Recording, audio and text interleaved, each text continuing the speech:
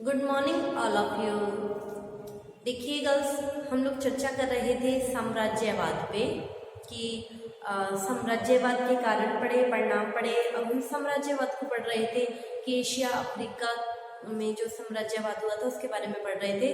तो इस कड़ी में हम लोगों ने अफ्रीका साम्राज्य विस्तार पर हम लोगों ने कल कुछ चर्चा की थी कि अफ्रीका में जो ये साम्राज्यवाद हुआ था, अफ्रीका जो कि अंध महाद्वीप के नाम से भी जाना जाता है कि यूरोप को इतने बड़े महाद्वीप की जानकारी नहीं थी, इसलिए इसे अंध महाद्वीप भी कहा जाता है। ठीक है, इसकी जानकारी मिलने के पश्चात यूरोप के विभिन्न देशों में अफ्रीका में अपने साम्राज्य विस्तार की प्रतिस्पर्धा आरंभ हो गई और कुछ यूरोप के देश तो इस प्रतिस्पर्धा में बहुत ज्यादा आगे निकल गए और कुछ क्या हो गया, पिछड़ के रह गए थे। कौन आगे निकले और कौन पिछड़े, तो हम लोगों ने इस कड़ी में बेल्जियम के बारे में पढ़ा था कि बेल्जियम ने अफ्रीका में साम्राज्य विस्तार का आरंभ किया, अपने साम्राज्यवाद का आरंभ किया और कांगो के प्रदेश पर अपना अधिकार कर लिया था। तो यहाँ तक हम लोगों ने पढ़ा था। आज हम लोग पढ़ने जा रहे हैं फ्रांस के उपनिवेश। फ्रांस भी साम्राज्यवाद की दौड़ में काफी आगे रहा और अब फ्रांस ने अफ्रीका साम्राज्य विस्तार में कहाँ कहाँ अपना अधिकार स्थापित किया, उसके बारे में हम आज की क्लास में पढ़ रहे हैं। तो अफ्रीका में साम्राज्य विस्तार, इसमें फ्रांस के उपनिवेश, फ्रांस ने किस किस को अपना उपनिवेश या गुलाम बनाया। ठीक है, ये कहाँ अपना अधिकार स्थापित किया।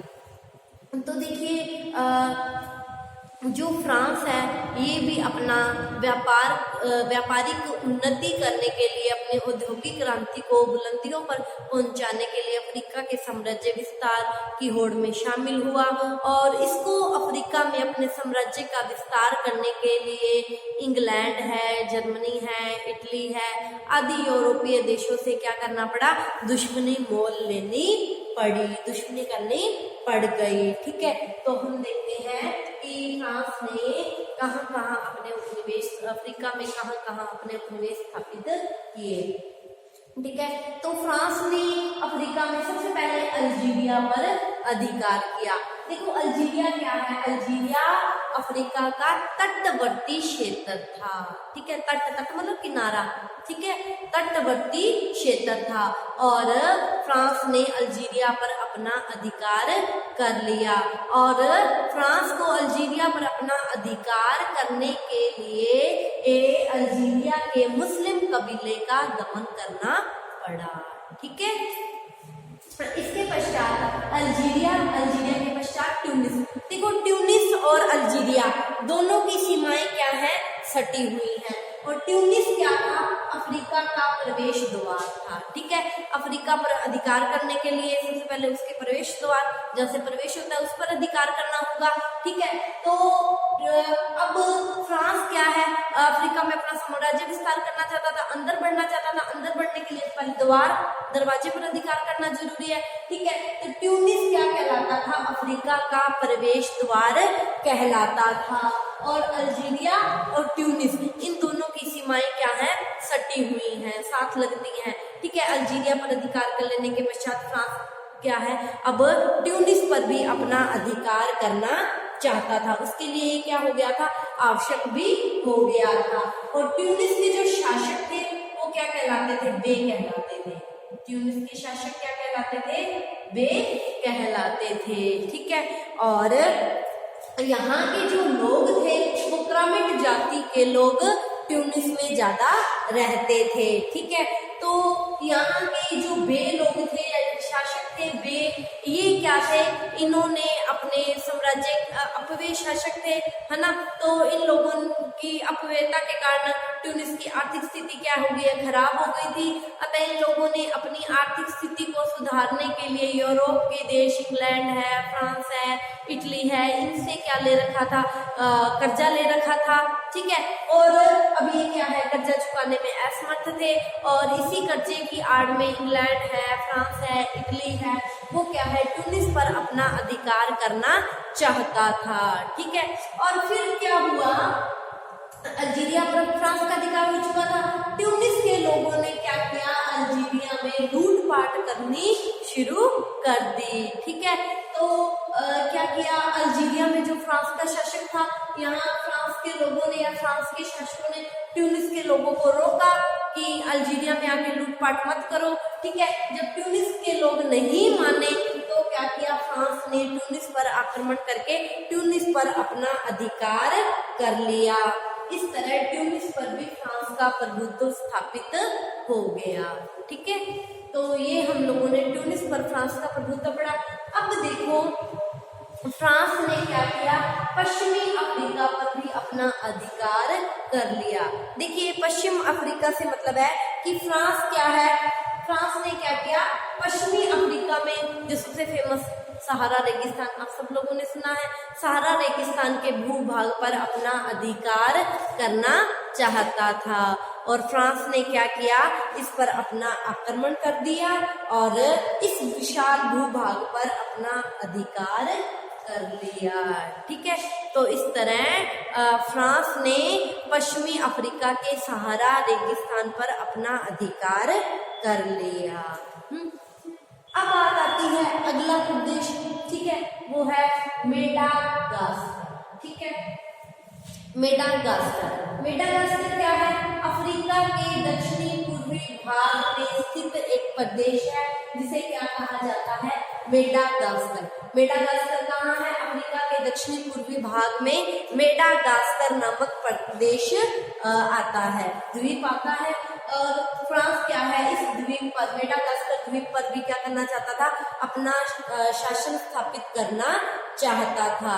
ठीक है, और यहाँ पर रानी का शासन था जो होआ कबीले की थी, होआ कबीले की रानी का शासन था। ठीक है, प्रारंभ में तो इस रानी ने क्या किया, फ्रांस की अधीनता स्वीकार कर ली, बाद में क्या किया, फ्रांस की अधीनता स्वीकार करने से मना कर दिया। ठीक है, जब मना कर दिया तो फ्रांस ने क्या किया, होआ कबीले की रानी पर आक्रमण कर दिया, रानी तो वहां से भाग गई। ठीक है, और क्या किया, फ्रांस ने मेडागास्कर पर अपना अधिकार कर लिया और यहाँ पर जोसेफ गिलानी को गवर्नर